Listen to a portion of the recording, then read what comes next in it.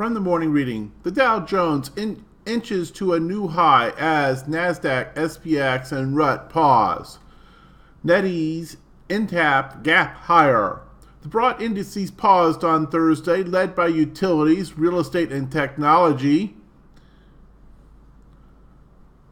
In other reading, economic reports have been on fire. An increasing number of statistics have shown an improving economy, or at least one that is better than economists had expected.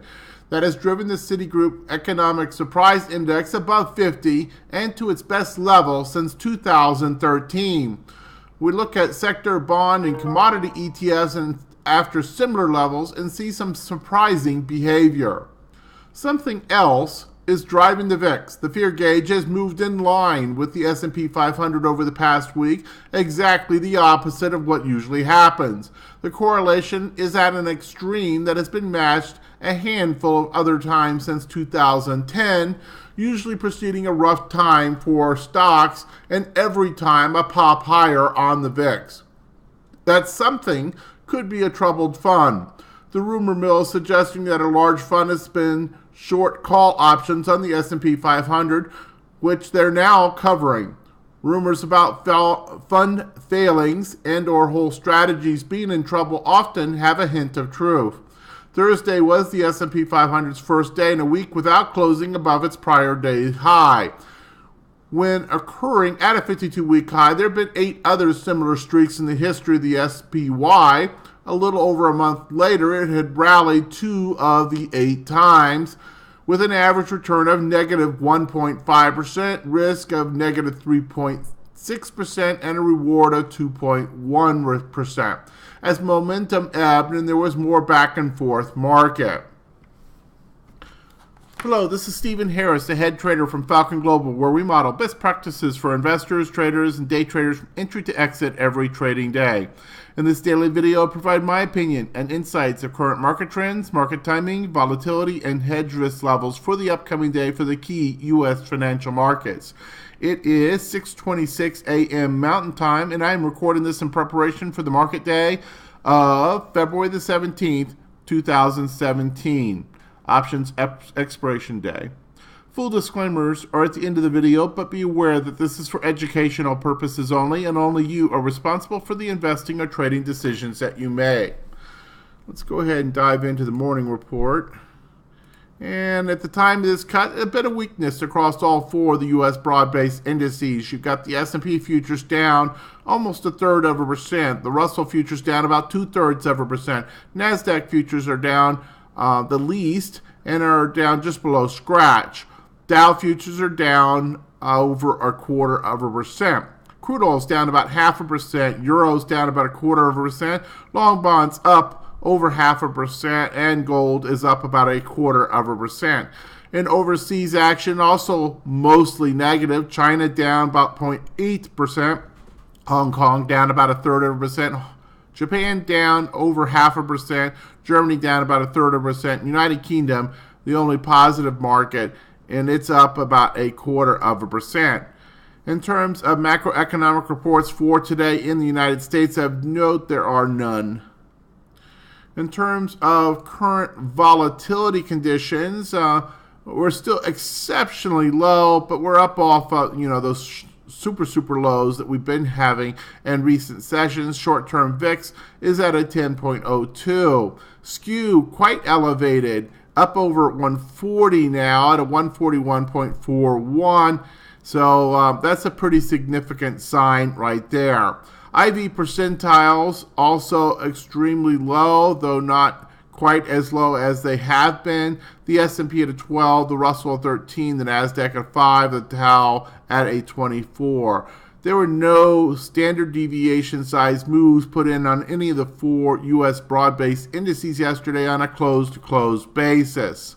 That breaks a trend where you'd had, depending on the market that you look at, 4 out of 4 or 4 out of 5 of the most recent sessions with up standard deviation size moves ratcheting one behind another. In terms of the charts, let's go ahead and go to the charts. In the S&P futures, you see we had the big breakout, huge positive action with full confirmation. And then we've had kind of a classic reversal pattern here that has come in and, shows an expectation for at least something of a pullback. Now, where could it pull back to? Well, the most mild pullback would be to pull back to the breakout area, which would be roughly in this area here. So at about 23.20 or so. So if it were to pull back there, set up a bull flag, and then go into from that sort of consolidation into a continuation pattern, that would be about as mild as it gets. Now, we have talked in recent sessions of the market preview how this has been a really big move since the post-election without any significant kind of pullbacks or corrections. And certainly that if we had a pullback that came all the way back down here to the prior area of trading, that would not be surprising. And that while we get people's attention because we haven't had anything since before the election that was anything close to that, in the big scheme of things, that would still be a bullish market as long as it didn't undercut this whole area. We get, a significant lower low, then that would be probably a bit more concerning. But there's a lot of support down here, as well as, whatever way you like to trade. You look at moving averages, you look at volume profile, you look at clouds. There's an enormous amount of support stacked up behind this price action of the last few sessions, so it's hard to believe that we get very far. Also, I'll remind you that the VIX is extremely low, and generally corrections and pullbacks during those kinds of conditions are subdued. Now we'll take a look at the Dow. Dow is very much the same thing, and a pullback here could very easily come back to test this 20075 area, the top of the former resistance and the breakout point. NQ, of course, it's just gone crazy, almost parabolic in its angle of late. You look at all those green candles, every one of them, a new all-time high. And we finally get, a little bit of a pullback. Well, this is just not sustainable, but that doesn't mean that we go into bear mode. That just means that we might slow down in our advance of the bulls. So I'm being pretty optimistic right now for the bulls just because that's what the indicators are saying. Now, obviously, new information can always come into the market and we could have something more serious develop. But other than that, that seems to be the leading prognosis of all these different indicators that we look at each morning. On the Russell, this clearly is the weakest of the four broad-based indices, and you see its price action. It had the very small little bit, basically 1 day up and out of the former area of resistance, and then invalidation and right back into the trading area. So right now this is a head fake on the Russell, though again lots of support down below that it would come back down here and trade in this area. Not a bit surprising, it's back into the same trading area. So this 1 day event here has been invalidated with the price action of the next two. So bottom line is that this could continue in a sideways consolidation pattern, though significant weakness would not be probably expected. Crude oil still in the sideways pattern, nothing new here. Gold had the recent cloud breakout, but then also seems to have backed off from that, and then in recent days with weakness in the markets has found itself back up here against this area of recent resistance. So we'll have to watch and see if gold can continue to make higher highs. Right now you've got these similar highs, a higher low, a higher high, a higher low, and now the next question is do we get the next higher high? That would be the expected profile if this is truly a break of trend and a new trend. And, certainly everything seems to be saying that it is at this point, while at the same time, we remain suspect given the gold technical nature in the last year or so of having these kind of significant large overshoots and corrective patterns and so forth just to resume the prior trend. Prior trend at this point is bearish. So we're gaining confidence in the bullishness of this move, at the same time somewhat suspicious given the character and personality of the gold market. And then let's see, other markets, we've got long bonds primarily in a complex sideways consolidation pattern. And then finally volatility. Volatility's ticked up a little bit, but it's still super, super low. And this is just generally, when you go from super low to low, we went from below 12 to the 12 to 15 area, we take note of that, and yet at the same time, we generally consider anything that's in the 12 to 15 area to be mostly noise and normal bull market interactions. But if it starts to accelerate, gain some speed, certainly we saw that elevated skew, which was up over 140. That tells us there's about a 13% probability of a 2 standard deviation move. And we had the other statistics from the morning reading authors. And, there definitely seems like there's an opportunity for something more to develop, and yet not an expectation of some sort of big correction. In fact, the buying exhaustion seems imminent, but it may not materialize into a deep decline.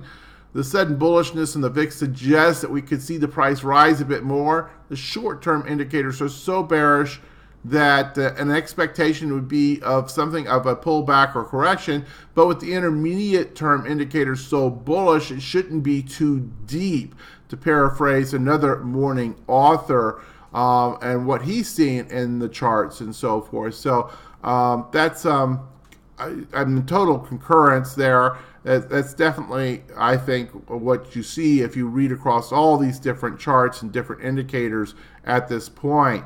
That's a probability opinion, not a reality. In terms of the daily report, let's go ahead and get into that. Pretty much all bullish, all over the place. Market trend, intermediate term phase opinion, market phase 4. It's in the extension patterns type of character. That certainly is bullish. The 3 market timing signals. The first one is confirmed uptrend. That's bullish. GMI index, a perfect 6 out of 6 with its buy signal that's been in place since 11:10. That's bullish. And the stock charts decision point scoreboard, increasingly bullish. We had the recent signals that came in to complete the stack on the short term. So we now have short term and intermediate term, all bullish signals, only these persistent mixed signals on the long term, the fly in the ointment of truly giving us a strong bullish trend over all the different time frames. Overall bias here and consensus opinion would be certainly to the bull side, and increasingly confident to that side. We'd like to see these red arrows, of course, flip and join the parade. Position sizing model, both models coming in at 100%. Intermediate term market postures, exceptionally strong bull on the S&P, the Dow, the NASDAQ, and now also the Russell. The Russell made up enormous ground. It was going from a strong bear all the way to exceptionally strong bull on the intermediate term market posture in just a handful of sessions. So this is all, again, supported by a strong bull sentiment line. So that's another reason why we expect that pullbacks and corrections to be relatively mild and lack much persistence. Overall hedge warning status is a 0+, normal with some elevated conditions. The 3 strategy opinions, no changes from recent action. The VIX at this moment is popping up above 12, which is within the acceptable range. But we'll note and leave this kind of warning here that as we've seen the VIX kind of oscillating in sessions recently between above 12 and below 12.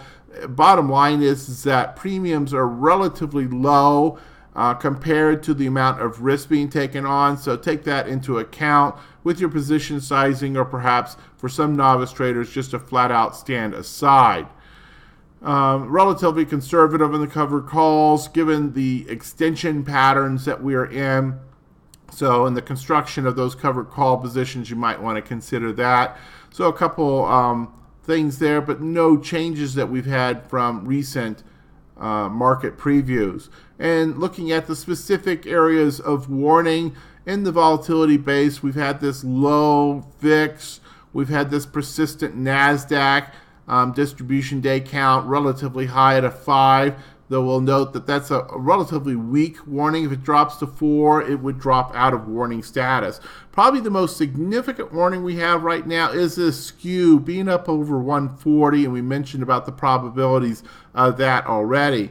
In terms of trend-based, they're all strong bulls. There's no warnings here at all. The intermarket risk aversion indicators, no warnings here at this time, though these are relatively close. You could call these neutral if you wanted to. These are not a lot of angle and separation when you look at these indicators right now. From a sentiment standpoint, the intermediate term stocks are an 8 out of 10, and indeed the fear and greed index has gone into extreme greed. So we've started to see, with these exhaustion patterns and, some signs of market potential topping, that this extreme greed is up here into the upper zone. This does not mean that this is a place to short. It means that it's a place to watch for reversal patterns. And if you look at the daily candlesticks, certainly we're starting to see some evidence of that, and that we might be setting up for something of a pullback. But when you combine that with the other indicators, it still tells us a relatively mild one. So if you're going to do any kind of counter trend trading or anything like that, probably going to need to be pretty quick and nimble to take profits, because it may be gone as the bulls resume before you might realize it. Yesterday was mostly defensive. You see the best performers: utilities, real estate, telecom, 1, 2, and 3. And then you see consumer staples also here with one of the better performances of the day. Breadth very good in these defensive areas. So the first hint of weakness in the market, and you see the action rebalance back to these defensive sectors. So we'll see how long that persists. And the higher beta areas, of course, they're the ones that are down here with the more negative performances for the day. But note, these are relatively mild numbers. This is not correction territory. Minus 0.20%, very mild. So, if anything, these are short-term traders probably who are trying to hold on to accrued profits. Financials has been very hot. Materials have been very hot. And, folks are probably doing some protective put buying and some profit taking on these areas, expecting that the market might be ready to pause and go into a more sideways, back and forth type of actions. And you see from the market postures by sector, by time frame, the three things that really stand out: telecom, energy, and retail are the three weakest sectors across these different time frames. And if we are to have something of a pullback, they're likely to be the ones that pull back by the most. Now, another theory would be the ones that have grown the most have the most to give up. And if that's your case, then you would look at financials and so forth. But that's got its own kind of questions to it, given that financials, if interest rates go up, that's healthy for the banks and so forth. It's hard to believe that financials is going to suddenly turn super negative anytime soon, unless something broader to the economy or the market, comes into play. So primarily, I would focus on those that have already shown weakness, that they might show more weakness and any kind of overall market weakness, and not necessarily be as inclined to go with, these have gained the most and they're going to give up the most. That's conventional wisdom if you're in a broad-based pullback. But if you're just in a bull flag kind of type consolidation or something like that, the telecoms, the energies, and the retails are probably going to be more interesting pullback areas. And you see percent change, and we continue to kind of watch this benchmark from the 3-month and the 1 month and kind of see where we're separating from there. And 3-month pretty much is the post-election period at this point. And you see technology, the financials, the big double-digit winners in that time frame. Energy and telecom, again, popping out, showing consistently underperformance across the various time frames when you look at it from that time frame. Okay, I think that's probably enough for today. Let's go ahead and get to the disclaimers. We've hit 20 minutes. I try to keep these things under 20 minutes. And disclaimers, as always, hit the pause button if you need more time to read the disclaimers. Also note the hyperlink down here at the bottom of the slide for the full set of disclosures. We'll see you back here on Tuesday. Monday is a trade holiday, so keep that in mind. You got a 3-day weekend for you traders out there. But we'll be back here Tuesday with the next market preview from Falcon Global. In the meantime, manage that risk profile, and you should be a much more consistent trader. Good trading.